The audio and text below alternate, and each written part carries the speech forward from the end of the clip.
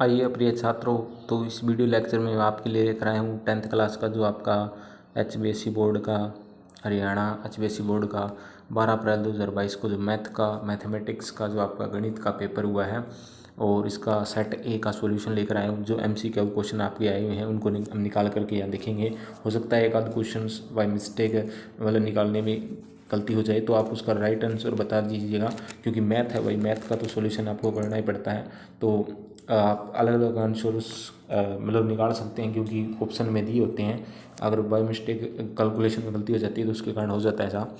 और लेकिन फिर भी लगभग 100% मतलब काफ़ी क्वेश्चंस आपके राइट होंगे, और अपने आंसर मिला लीजिए और चैनल को सब्सक्राइब कर दीजिए ताकि आने वाली वीडियो आपको टाइम टू टाइम मिलती रहे। चलिएगा हम आगे बढ़ते हैं।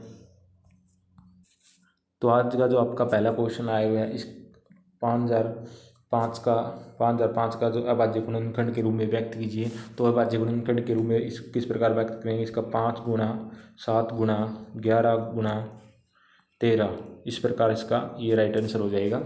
तो ये आपका जो फर्स्ट चैप्टर से आया हुआ है और सीधा NCERT बुक से उठाया गया सवाल है। ये आपका NCERT बुक से उठाया गया सवाल है। तो 3+2 √5 क्या है? परिमेय संख्या है, ये अपरिमेय संख्या है। तो ये निश्चित रूप से अपरिमेय संख्या है, इसका राइट आंसर हो जाएगा। बुक के अंदर आप NCERT के अंदर जाके देख सकते हैं, ये सवाल दे रखा है सिद्ध करने का। ये बेसिक 1 नंबर में पूछ लिया गया है। अगला क्वेश्चन आपको 510 और 92 का HCF ज्ञात कीजिए। तो आपको मैंने बताया कि HCF जो क्या होता है, छोटा होता है, LCM बड़ा होता है। तो HCF इसका 2 आ जाएगा। 2 कैसे आ जाएगा? जैसे आपको इसको सॉल्यूशन करके देखेंगे। तो जैसे देखिएगा कि पहले 510 का करते हैं, 510 का करते हैं। तो 510 का कैसे हो देखिएगा। तो इसका 2 गुणा 3 गुणा 5 गुणा 17, और आप हम 92 का करेंगे 92 का। तो इसका आप करेंगे 2 गुणा 23 आपका हो जाएगा। तो जो दो में कॉमन होता है वही क्या होता है? आपका HCF होता है। तो 2 इसका HCF हो जाएगा। अगला क्वेश्चन आपका परिमेय 17/8 संगत शांत है या अशांत है? तो इसका जो राइट आंसर हो जाएगा, जब हम इसको निकाल के देखेंगे तो ये शांत है। तो ये क्या है? शांत है, यानी कि टर्मिनेटिंग है, या नॉन टर्मिनेटिंग नहीं है, टर्मिनेटिंग है। तो शांत है, इसका शांत आंसर आ जाएगा। अगला क्वेश्चन है कि द्विघात समीकरण। तो ये भी जो आपके दूसरे तीसरे चैप्टर्स के अंदर आए हैं गुणनफल, आपको ये कमेंट सेक्शन में इसका राइट आंसर आपको देना है। और इसका छठे का क्वेश्चन ऑप्शन ए हो जाएगा। छठे का तो ऑप्शन ए हो जाएगा, लेकिन 5वें का आपको कमेंट सेक्शन में इसको निकाल के सॉल्यूशन करके आपको बताना। इतना टाइम नहीं है यहाँ की अब निकालें, और बाकी वीडियो भी बढ़ानी है सेट की, और जितना हो उसका मैंने निकालने की कोशिश की। अगला क्वेश्चन आपका बताइए कि नीचे दी गई रेखीय समीकरण युग्म संगत है असंगत है? तो इसके अंदर जो आपका संगत आ जाएगा, इसका भी राइट आंसर।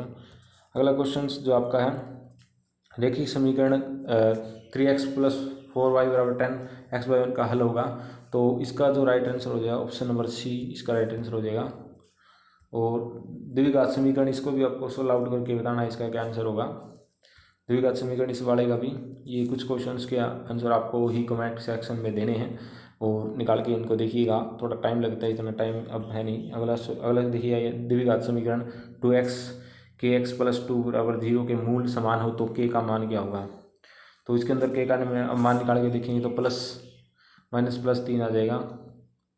अगला क्वेश्चन है कि p के किन मानों के लिए, ये भी आपको इसका कमेंट सेक्शन में जवाब देना है कि इसका क्या आंसर होगा। अगली क्या देखेंगे, सारांतर बताइए। तो सारांतर डी बताना है। तो आप देखिए 3 तो इसके अंदर क्या फॉर्मूला क्या होता है?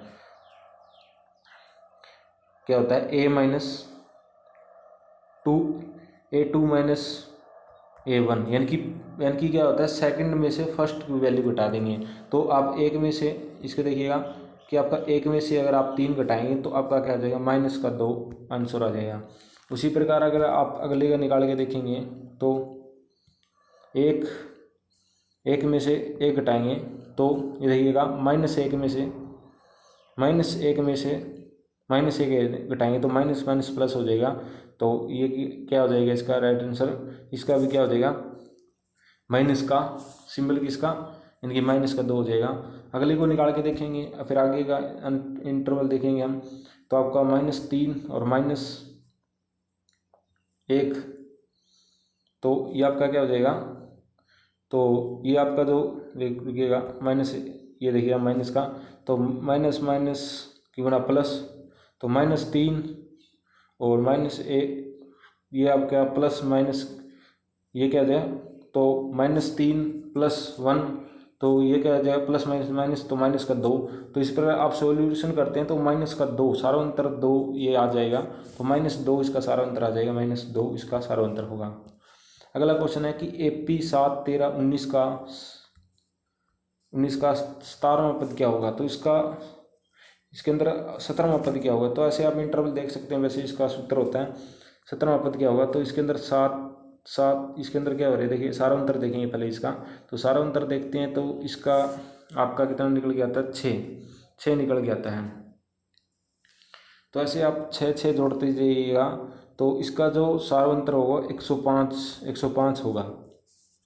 अगला क्वेश्चन है कि n प्राकृतिक संख्याओं का योग है, प्रथम n प्राकृतिक संख्याओं को, तो इसको आपको कमेंट में बताना भी इसका क्या होगा n प्राकृतिक संख्याओं का। आपके पास AP 1 -3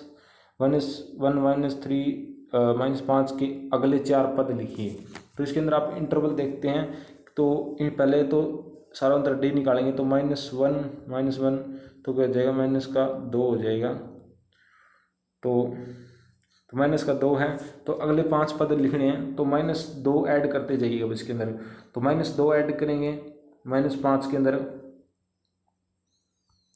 तो प्लस माइनस तो क्या हो जाएगा, अगला जो आंसर आ जाएगा रुकिएगा, इसको कैसे हल करेंगे, -5 में से आपको क्या करना है, ऐड करना है -2, तो यहाँ पहले ब्रैकेट को सोल्व करेंगे, तो माइनस प्लस की गुणा माइनस, तो -5 और -2, तो आंसर क्या हो जाएगा -3, तो अगला वो सारणी -3 आ जाएगा। उसके बाद में -3 में क्या करना है, प्लस माइनस का 2 करना है, क्योंकि सारांतर 2 है, तो इसको माइनस प्लस माइनस हो जाएगा, तो -3 और -2, तो ये क्या हो जाएगा, माइनस प्लस, तो 1 आ जाएगा, तो 1 हो जाएगा -2, अगर एक पद हो जाएगा 1 और अगला जो आपका मतलब कहीं ना कहीं यही रिपीट होंगे, और आगे जो पद लिखेंगे आप इस प्रकार जोड़ते जाइए, तो ये आपके पद निकल आएंगे, तो पहला निकल गया -2, अगला 1, उससे अगला देखेंगे तो कितना 1 में आपका क्या करना है, तो प्लस माइनस का 2 जोड़ना है, तो प्लस माइनस तो -1, अगला पद क्या होगा, -1 हो जाएगा। तो इसी प्रकार से आपके ये पद निकलते जाएंगे आगे। अगला क्वेश्चन है कि 17वां, सभी त्रिभुज समरूप होते हैं, इनकी सभी त्रिभुज समरूप होते हैं, खालिस्तान, तो समबाहु, यानी कि समबाहु कौन से होते हैं, जिनकी तीनों भुजाएं बराबर होती हैं, वो देखने में क्या होते हैं, समरूप होते हैं, क्योंकि उनकी तीनों भुजाएं क्या होती है, बराबर होती हैं, तो ये इसका राइट आंसर हो जाएगा।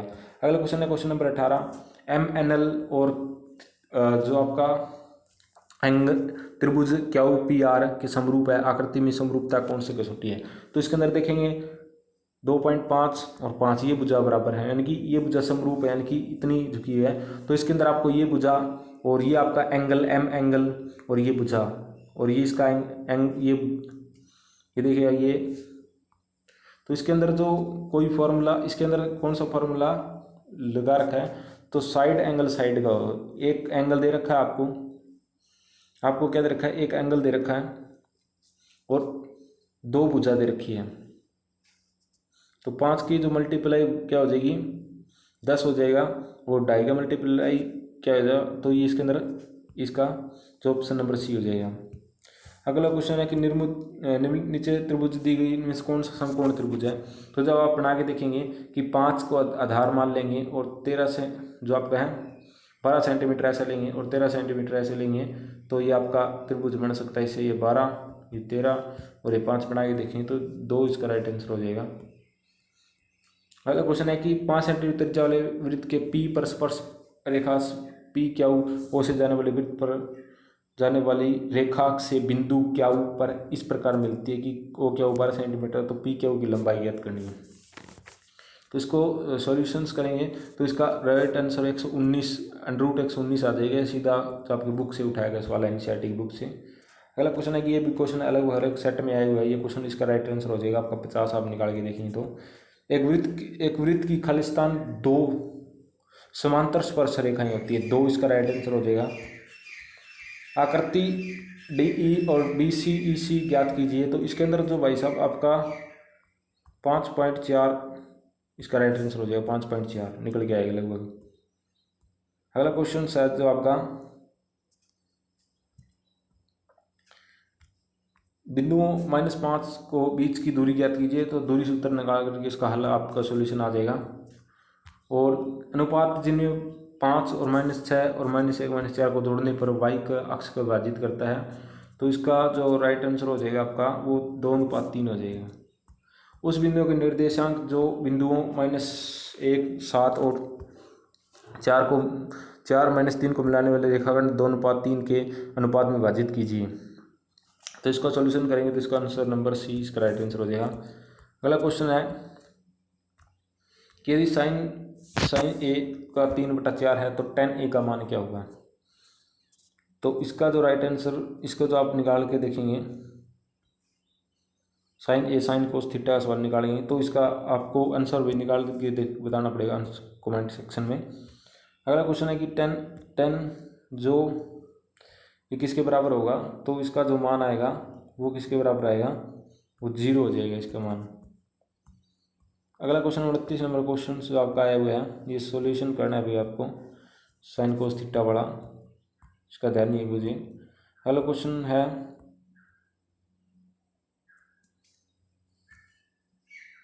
तो इसका 31 में का 9 पाई सेंटीमीटर स्क्वायर हो जाएगा।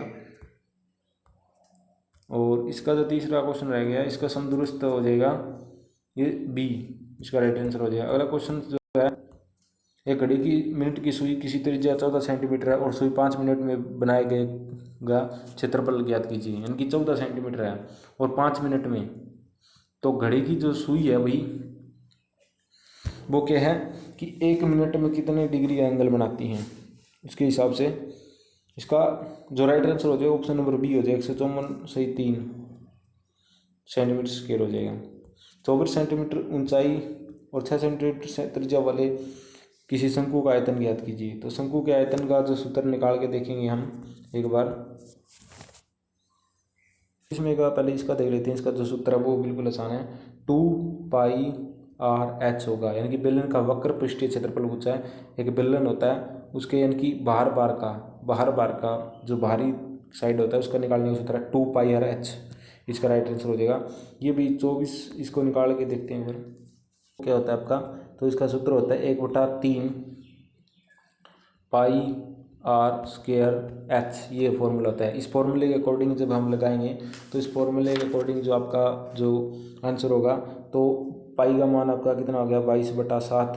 और उसके बाद में आपका क्या दे रखा है, जो त्रिज्या है वो कितनी दे रखी है, 6 सेंटीमीटर दे रखी है। त्रिज्या आपकी कितनी दे रखी है, 6 सेंटीमीटर दे रखी है।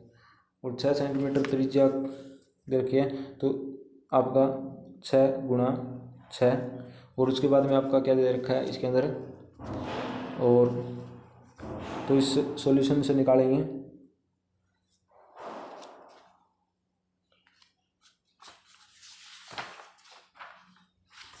एक मिनट रुकिएगा, इसका जो निकालने का फॉर्मूला यही है। हाँ, एक इसी फॉर्मूले से निकालेंगे। और ये क्या दे रखा है, ऊंचाई आपकी कितनी दे रखी है 24, ऊंचाई कितनी दे रखी है 24 और 1/3 आगे होता है। तो इसको सॉल्यूशंस करेंगे तो 3 ये कट जाएगा आपका 2 पे। और उसके बाद में इनका आप गुणा करेंगे तो इनका सभी को 24 की यानी कि 6 बचाए इसकी गुणा इसके साथ करेंगे और 6 दूनी 12 आ जाएगा। और 12 और 24 की गुणा करेंगे। और तो ये सॉल्यूशंस करके भाई इसका कैलकुलेशन देखना पड़ेगा, एक बार रुकिएगा। तो इसका निकालेंगे तो आपका इसका जो आंसर कैलकुलेशंस करके 64-36 इसका राइट आंसर हो जाएगा। अगला क्वेश्चन जो आपका दे रखा है कि 3 सेंटीमीटर त्रिज्या वाले धातु के गोले को पिघालकर 2 सेंटीमीटर त्रिज्या का एक बेलन बनाया गया। बेलन की ऊंचाई ज्ञात कीजिए। तो इसको निकालने का सूत्र देखिएगा एक बार। आंसर हो जाएगा। अगला क्वेश्चन है, किसी घटना की प्रायिकता 0 से बड़ी या उसके बराबर होती है, और उल्टा पूछ रखा है भैया, किसी घटना की प्रायिकता 0 से बड़ी या उसके बराबर होती है, और हाँ 0 आ जाएगा यहाँ, और तथा 1 से छोटी है उसके बराबर होती है। तो ये इसका राइट आंसर हो जाएगा 0 और 1। अगला क्वेश्चन है, निम्नलिखित में से कौन सी संख्या किसी घटना की प्रायिकता नहीं हो सकती। ये क्वेश्चन मैंने बार बार कहा था, ये सीधा एनसीईआरटी बुक से आया हुआ क्वेश्चन है। तो -D इसका -1.5 नहीं हो सकती। एक पासे को एक बार फेंका जाता है, विषम संख्या प्राप्त करने की प्रायिकता यानी कि तो आपके पासे पर जो 1 से लेकर के 6 संख्याएं अंकित होती हैं, तो विषम संख्याएं 3 होंगी, और सम संख्याएं टोटल परिणाम 6, तो इसको काटेंगे तो 1/2 इसका राइट आंसर आ जाएगा। 1/2 38 में का राइट आंसर होगा, क्या होगा इसका 1/2 इसका राइट आंसर हो जाएगा। अगली है माध्य। तो भाई ये कैलकुलेशंस करके आपको इसका निकालना पड़ेगा, थोड़ा लंबी कैलकुलेशंस होगी इसकी।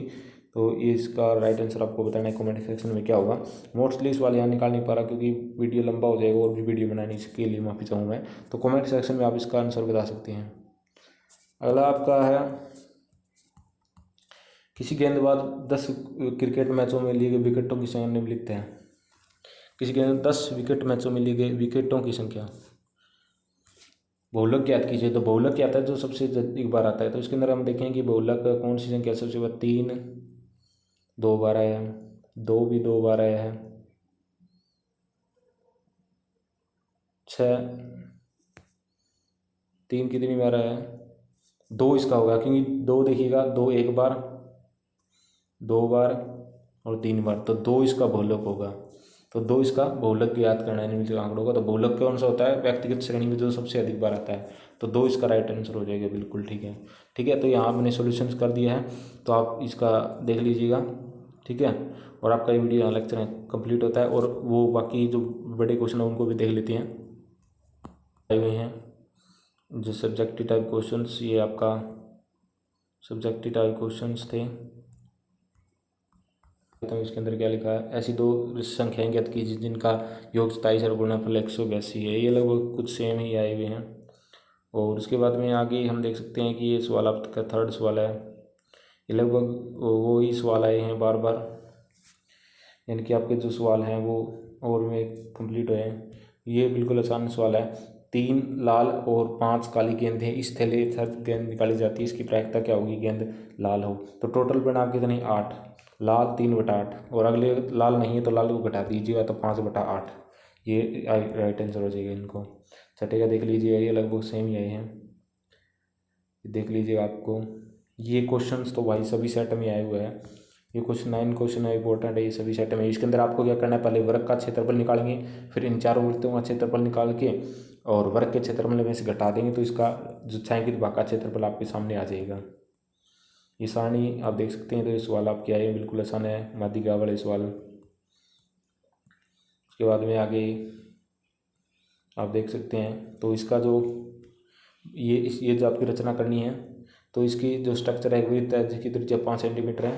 तो इसकी जो स्ट्रक्चर है कुछ इस प्रकार से बनेगी, ये जो स्पर्शक है वो 60 डिग्री के एंगल पर झुकी होंगी। तो इस प्रकार इसकी स्ट्रक्चर बनेगी। और आगे देख सकते हैं आप, इसका डायग्राम मैं बता देता हूँ कैसा बनेगा। ये एक आपकी मीनार है, और एक पहले छाया कितनी थी 60 डिग्री पर थी, बाद में कितनी हो जाती है वो 30 हो जाती है। ये 30 और ये 60, पहले इसको निकालेंगे,